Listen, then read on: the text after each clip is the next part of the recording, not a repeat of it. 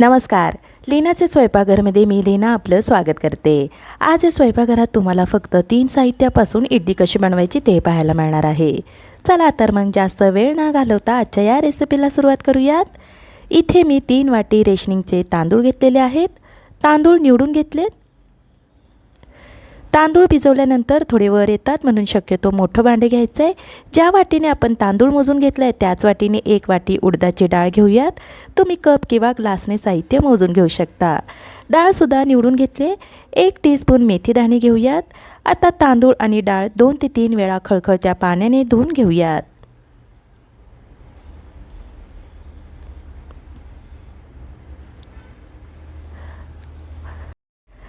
डाळ तांदूळ स्वच्छ धुवून झाल्यावर डाळ आणि तांदूळ बुडून वर थोडं पाणी राहील एवढं पाणी घेतलेलं आहे. मेथीमध्ये पाणी घालूया. आता याच्यावर झाकण ठेवून किमान 4 तास किंवा रात्रभर भिजण्यासाठी आपण बाजूला ठेवूयात. इडलीसाठी डाळ तांदूळ नीट भिजणे गरजेचे आहे. 7 ते 8 तास झालेले आहेत. पहिल्यांदा आपण डाळ वाटून घेणार असल्यामुळे डाळीवरचे झाकण काढूयात. तुम्ही पाहू शकता डाळ आपली छान भिजलेली आहे. मिक्सरच्या भांड्यामध्ये पळीच्या साहाय्याने डाळ घेऊयात. त्यातच आपण मेथीचे दाणे घालूयात. मेथीचे पाणी यामध्ये घातलेलं नाही आहे. भांड्याला झाकण लावून सुरुवातीला आपण असंच फिरून घेऊयात. अगोदरच पाणी घातलं तर पीठ आपलं पातळ होऊ शकतं. 5-7 मिनिटे वाटून झाल्यावर उडदाची डाळ भिजवलेली होती तेच पाणी आपण याच्यामध्ये घालून छान बारीक वाटून घेऊयात. वाटताना कमीत कमी पाण्याचा वापर करायचा आहे. हे बघा डाळ आपली छान बारीक वाटून झालेली आहे. उडदाची डाळ जाडसर वाटायची नाही आहे, एकदम बारीक पेस्ट बनवून घ्यायची. आता ही वाटलेली डाळ आपण एका स्टीलच्या डब्यामध्ये काढूयात. शक्यतो डबा जरा मोठाच घ्यायचा आहे.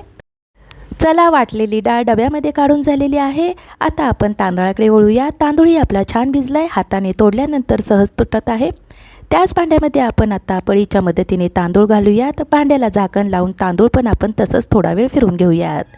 2-3 मिनिटे फिरून झाल्यानंतर तांदूळ भिजवलेलं होतं तेच पाणी आपण याच्यामध्ये घालून वाटून घेणार आहोत.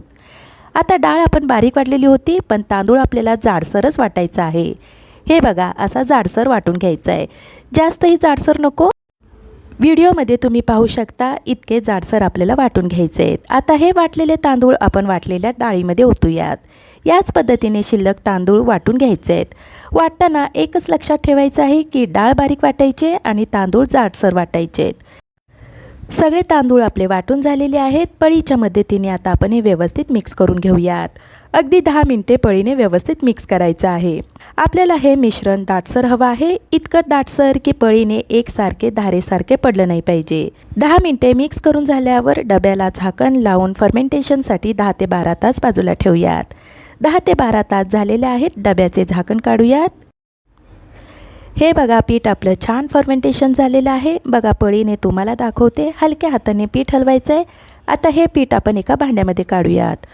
फर्मेंट झालेलं मिश्रण पहिल्यापेक्षा दुप्पट झालेलं दिसतंय.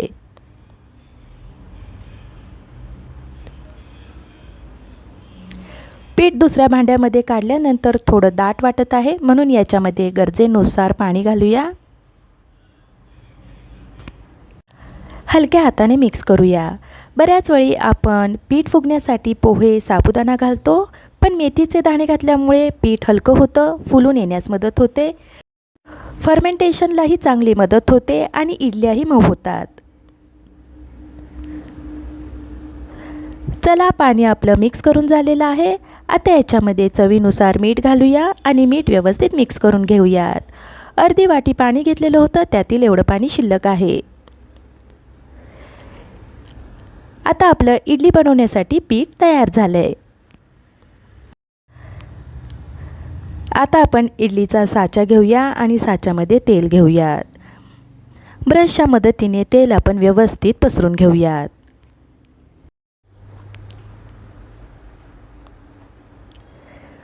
पीठ इडलीच्या साच्यामध्ये ओतूयात. अगोदरच इडली पात्रामध्ये पाणी उकळायला ठेवलेलं होतं. पाणी उकळल्यानंतरच याच्यामध्ये इडली शिजवायला ठेवायची आहे.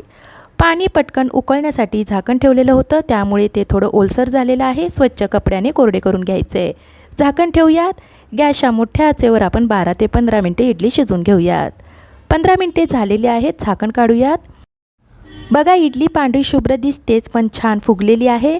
आता इडली शिजली आहे का नाही हे कसं ओळखायचं? पाण्याचा हात घेऊन या पद्धतीने पाहायचं आहे. मिश्रण आपल्या हाताला चिटकलं नाही याचा अर्थ इडली आपली शिजलेली आहे. गॅस बंद करूयात. स्टँड बाजूला काढून थोडं थंड करून घेऊयात. स्टँड थोडं थंड झाल्यावर चमच्याच्या मदतीने इडली काढूयात. बघा इडली आपली छान निघालेली आहे. याच पद्धतीने सर्व मिश्रणाच्या इडल्या बनवून घ्यायच्या आहेत. बघा आपण 3 साहित्यातूनच मऊ लुसलुशीत इडली बनवलेली आहे. झाली आहे का नाही छान?